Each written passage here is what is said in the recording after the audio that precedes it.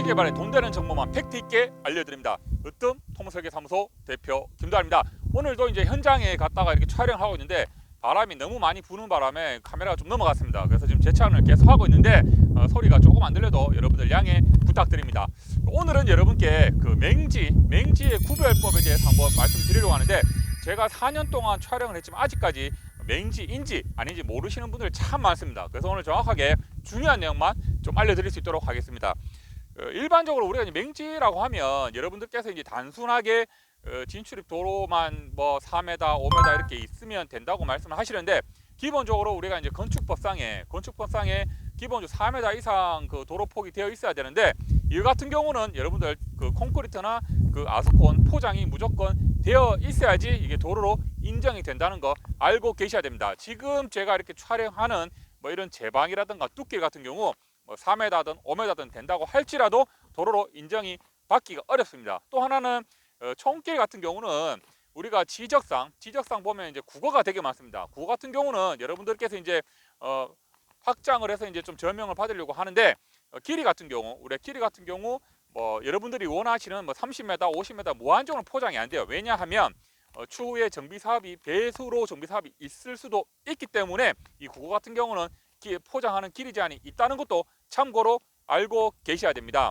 그래서 그런 부분이 제가 좀 말씀드렸고, 그 다음에 이제 그 포장이 아까 말씀드린 농로 같은 경우는 4m 확장되는 구간도 있고 안 되는 구간도 있는데, 이걸 무조건 이제 포장을 하려고 이제 욕심이 과한 것보다도 이 지적상 또 등기부 등본상 토지 재량상 타인 소유가 있을 수가 있습니다. 그러면 이런 소유 같은 경우는 포장이 되는지도 한번 그 타인 소유이기 때문에 한번 확인을 하셔가지고 가능한지 안 가능한지도 확인 한번 하셔야 됩니다. 일부만 포장이 돼 있다고 해서 이 도로로 인정받을 수도 있지만 안 받을 수도 있기 때문에 제가 이런 말씀을 드리고 있습니다. 이게 이제 도로 폭에 대해서 굉장히 중요한 부분이고, 두 번째는 우리가 이제 그 지적도상에 보면은 임야인데 되게 이제 이렇게 그 기획부동산에 의해서 칼치기를 되게 많이 한 게, 칼치기라는 거는 하나의 지적을 균일하게 지적 분할한 거 우리가 이제 칼치기라고 하는데, 이런 거 같은 경우는 맹지의 확률이 굉장히 높습니다. 특히나 이런 칼치기 같은 경우는 경치가 좋은, 여기처럼 이렇게 경치가 좋은 인근 임야에 칼치기한 부분이 많기 때문에 이런 같은 경우는 거의 맹지성이 있을 수 있다. 혹여나 일부 도로가 있다고 할지라도 이런 같은 경우는 비포장이기 때문에 여러분들께서 맹지로 꼭 한번 확인을 하셔야 되는 부분이 있습니다. 수고하십니다. 그래서 특히 이제 보존산지에는 칼치기 있는 부분은 굉장히 좀 조심을 하셔야 되고, 그 다음에 이제 우리가 농지를 이제 이렇게 허가를 받을 때 진출입 도로 폭은 다 이제 되지만, 예를 들어서 그 우수나 또 오수 정화조 같은 경우에는 기존 집수정보다 기존 매널보다 우리가 이제 지반이 낮으면 이게 또 유출을 하기가 굉장히 힘들어요. 이런 부분을 여러분들이 간과를 한 경우 특히 많습니다. 특히 농지일 경우에 이런 부분이 굉장히 많은데, 이럴 경우에 뭐 성토를 해가지고 하면 다행이지만, 또 성토를 해서 계획을 했는데 인근에 또 사토가 흙이 나오는 부분이 없다라고 하면은 또 계획으로 끝날 수가 있습니다. 그래서 항상 그 우호수 라인이 유출이 될 수 있는지, 또 유출이 됨에 있어서 타인 토지, 뭐 농지, 다른 사람의 농지라든가 다른 사람의 어떤 땅으로 해서 지나가야지 되는지 이거 무조건 확인을 하셔야 됩니다. 타인 토지로 우호수가 나갈 경우에는 뭐 토지상 승낙을 받아야 되지만, 또 안 받게 되면 또 이 또한 어렵기 때문에 항상 농지라고 해서 맹신하면 안 된다는 게 또 중요한 핵심 내용입니다.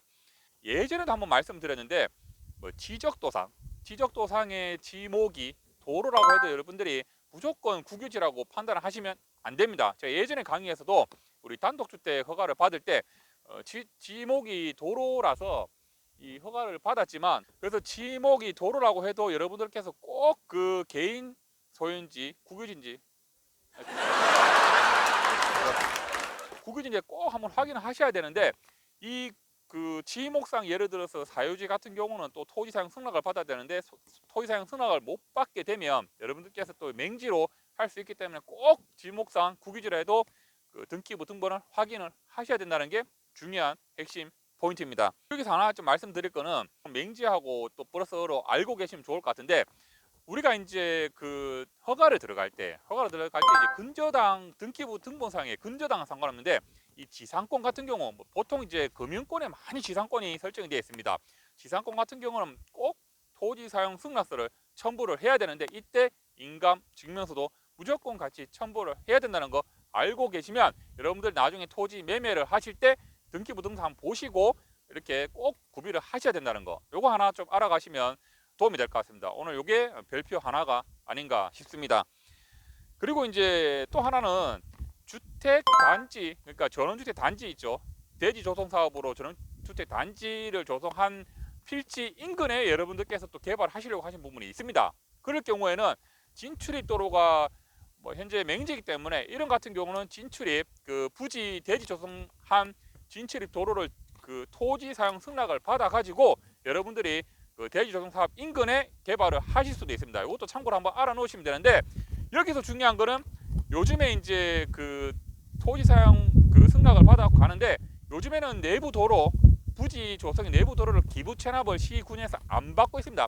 안 받고 있기 때문에 여러분들께서 대지 조성 사업 하신 부분에 그분의 승낙을 받아야 된다는 거 알고 계셔야 됩니다. 기부 체납 같은 경우는 예전에는 시군에서 받았지만 또 개인 공사를 시군에서 세금으로 관리해 줄 필요가 없다라고 해서 많이 요즘에는 안 받는 추세입니다. 그래서 이런 부분도 한번 알아두시면 좋은 또 이렇게 하나의 정보 공유가 되지 않겠나 싶습니다. 그래서 제가 이제 이렇게 이런 내용을 설명드렸는데 이런 부분 같은 경우는 뭐 블로그라든가 다른 어떤 글에서 확인할 수가 없습니다. 그래서 여러분들 꼭 이 내용은 저장을 해 놓으시고 토지 경매라든가 매매할 때 한번 보시면 될 것 같습니다. 지금 산불 조심 기간인데 우리 형님 누님들 산에 가실 때 항상 조심하시길 바랍니다. 좋으셨다면 좋아요 버튼 눌러주시길 바랍니다. 알찬 한 주 보내십시오. 고맙습니다.